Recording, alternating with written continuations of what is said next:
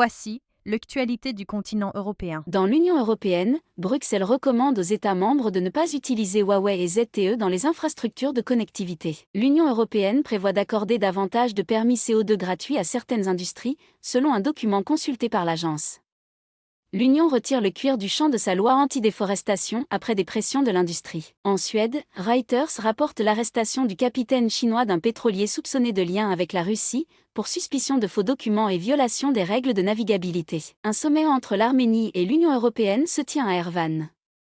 Nicole Pachinian, Antonio Costa et Ursula von der Leyen participent à cette rencontre. Sur le plan commercial, Emmanuel Macron déclare que les États-Unis et l'Union européenne perdent du temps avec des menaces tarifaires.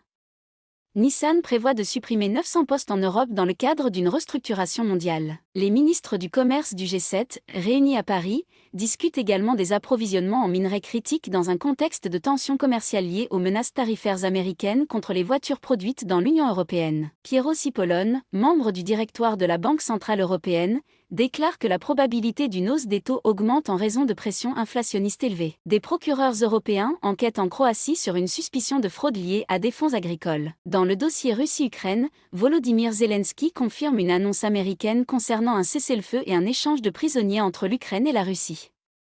Donald Trump affirme que les deux pays ont accepté une trêve de 3 jours ainsi qu'un échange de prisonniers. Kaja Kallas déclare que l'Union européenne souhaite avancer rapidement dans les discussions d'adhésion avec la Moldavie. Le Kremlin indique également que Vladimir Poutine est prêt à parler avec les Européens, mais qu'il ne fera pas le premier pas.